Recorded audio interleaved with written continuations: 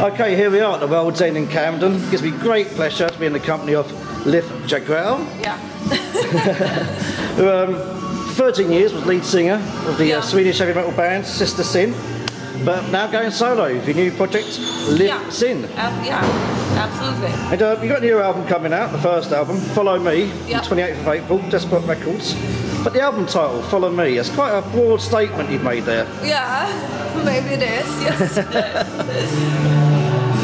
And it's produced by Stefan Kaufmann and Fitty Wienhold. Yeah. ACCEPT and U.D.O. U.D.O. ACCEPT and U.D.O, yeah. What do they bring out of you?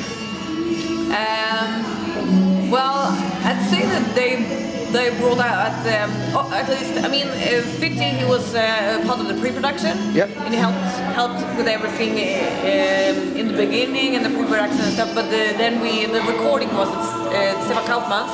And I would say that Stefan Kaufmann, he brought out even more metal than I thought that I could have in my body. So, and I'm very happy about that, because that was the direction I wanted to go, was more aggressive, more heavier, more metal. And I wanted to see what I was able to do. Even though some of the songs also we tried a little bit more softer and melodic style too. We experimented a little bit, but my goal was to be even more heavier, bring even more of that out, and he just like pulled and got more than I thought out of it. So I'm very happy. Excellent. But of course, I mean they are legends. Yeah. They have done this for a very long time, and he has a lot of experience. So. And what did it mean to you? Because obviously, as a younger lady, you must be listening to ACCEPT growing up. Yeah. And here you are working in the studio with him. Yeah, I mean it's like that's really cool. And I remember my drummer, because we recorded the guitars and the bass in Stockholm, and we recorded drums and vocals in Germany. And so he was with me in Germany, and he was like, I remember one of the first songs I started to play drums to was Balls to the Wall. And now I'm sitting in Stefan Kaufmann's studio. That's kind of surreal, so yeah. Amazing.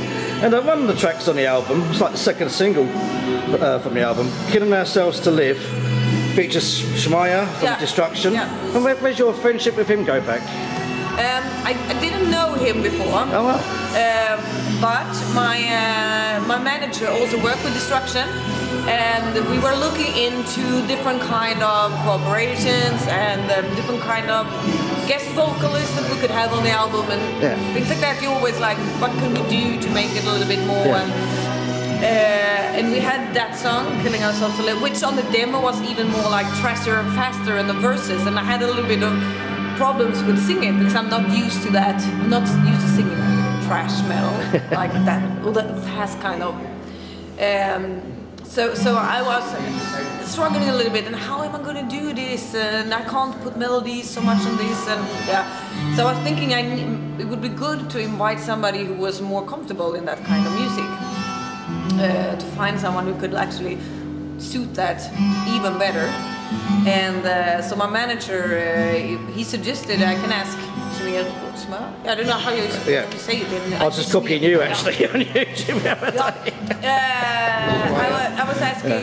He was telling I'm going to ask him if he wants to join us, and he suggested right away and said it would be fun to do something, and he liked the song. So and I think that was a good choice, because he really knows how to work that kind of genre very well. So and also, I mean, it's nice with corporations, because then maybe you can find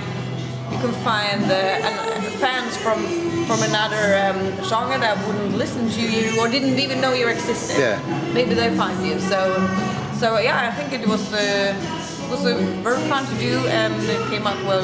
So. You just mentioned that for this album you've gone in a more sort of aggressive, even thrash direction compared to what you did with Sister Sin. Yeah. What's the reasons behind that? I think that I've actually always wanted to play a little bit more metal, and Sister Sin got more metal for every album, but then we stopped playing, so I never know how far we would have gone.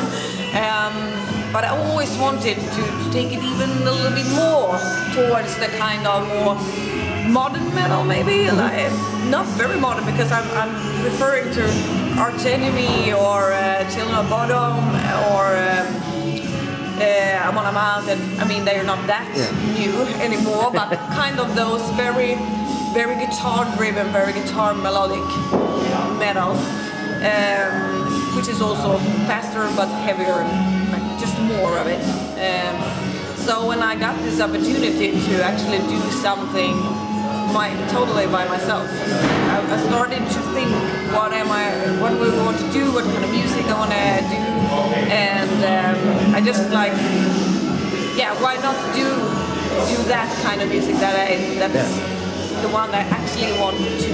And is this like a 100% solo project, or do the band get in the same things, or do you call all the shots? I mean, we are a band because I've chosen my band members very carefully, and I want them to be a part of this. So we are all very much part of it, and we all contribute and help out and do all those stuff. So they're not hired. But of course, since I put this together, it's mainly my project from the beginning, of course. So they listen to me. And I don't want to talk about Sin too much, but it did it ended in a cloud kind of thing, disastrous gig in Gothenburg at the end, and some members expressed they couldn't hack life on the road anymore, but you can. So what's the secret to life on the road and surviving? Not drinking alcohol.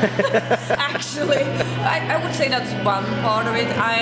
Since I'm a singer, alcohol is very damaging, and I love taking a glass of wine, but I don't do it every day, and I don't party if I have a show the day after. If I have a day off, I can party, but never if I have a show the day after. I know that I would not do a good job.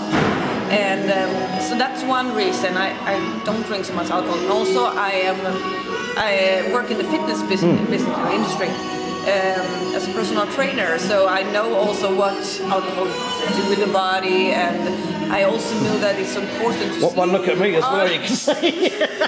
So I know all those, it's important to sleep, it's important to eat good, and I think that's what's keeping me maybe healthier, but also more fit for being on the road, because I have more energy. If you drink too much and you party all day and you don't sleep very well, finally it's going to catch up. But also, I have to say this, I think you have to be a certain type of person. Mentally as well, Yeah, mentally. It's not for everyone. Some people like to just be, I want to be here, and I'm the kind of person who doesn't want to be in one particular place for very long. I like to go around, I like to move, and just like, I get a little bit like this, climbing on the walls when I'm too long at one place. I think you have to be kind of that person. Yeah, and fair enough, your first gig as LIV Sin is going to be in Gothenburg, fair enough. It's going to be Gothenburg Rockfest, so... Was it intentional to make your first gig back there? No, but you're right. The last gig and the first gig, and hopefully this one is going to be better than the last. It's like put everything back to right. Now I got scared. Don't want to jinx it, but didn't thought about it. But you're right. Hopefully that's going to be like catching up and just taking the good, starting again. Yeah, I wish you all the best for that. And you have got quite a distinctive voice, and it's not like a pop voice, it is a very metal voice, it's got a growl there. So when did you first realise you had a voice that you could use in a professional sense? I think about maybe when I was 14 or 15, and I was singing, maybe 13 maybe. When I was singing, we were doing this kind of musical in kids musical. Yep.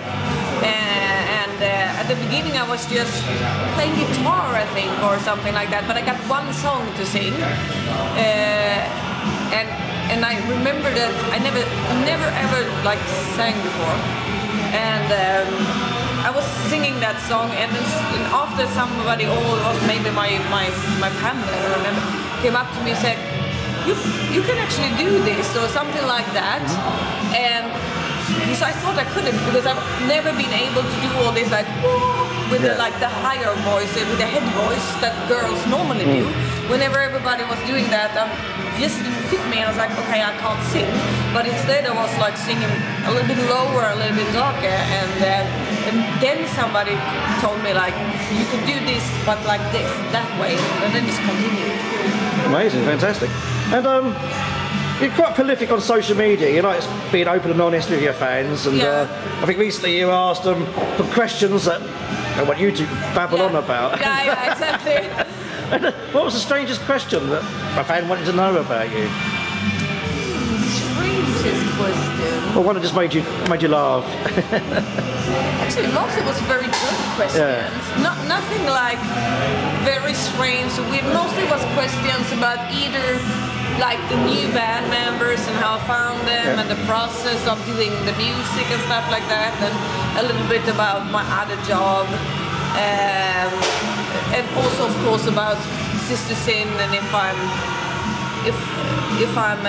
friends with them still, and if I'm gonna do some Sister Sin songs. So actually was no like weird. Maybe everybody's like, when are you coming to America? When are you coming to UK? That's a little bit hard to say. Just go back to Sister quickly. You just mentioned there. Are you still on talking terms with them? Yeah, absolutely. Yeah. And I mean, I think that the thing was that we ended it before we got like angry at each other or before we get tired of each other. I mean, of course, we didn't agree with quitting in the band. Two people wanted to leave, two people wanted to still have the band. But we totally understand the ones who didn't want to continue, and there was no hard feelings. And I think that's a better way to just stop or end it when you're at that point, instead of going out and then you just get irritated on each other and you start to hate each other and then you quit the band. So I think it was good that we did it at that time, actually, before we got started. I've noticed you recently been selling some of your former stage gear on eBay. Yeah. Is that just like literally clearing out the closet for good? No, I still have a lot of things, but that was actually so that I could afford new stage clothes, because I don't want to use the old, because that's Sister Sin. Of course, I want to have new things when I have my new project, when the new project starts to go live. So that was actually just like, I need a little bit more money, can I sell something? And you've got quite a few tattoos on your body. Yes. But still plenty of room for more. So, you know, are you thinking of doing a new tattoo for this new beginning? No, not yet. We'll see, maybe. I like we have the symbol that we have with the eye. That is a good idea for a tattoo. Yeah. It might end up somewhere. Good, we're looking forward to that. And what's your ambitions for the future? What's your ambitions for LIV Sin? My ambition is that this will grow bigger than Sister Sin. That's of course the ambition, because I love music. I want to be able to play and I want to be able to live out of music. That's the goal, of course, for like anyone who is that kind of person who wants to tour everywhere and stuff like that. So of course that is my goal, to try to get as much out there as much as possible, and to grow it bigger than Sister Sin. Well, I wish you all the best. I think you've got the right attitude, and thank you. Fit and healthy as well. So long may it rain. The album Follow Me is out on Despot Records, 28th of April. Yes. I think that's worldwide. Yep. And for the time being, you can see Let Me Out, great single. Yep. And Killing Ourselves to Live on YouTube. So yes. with great numbers. Yep. Live all the best for the future. Thank you. Thank you so much. Thank you.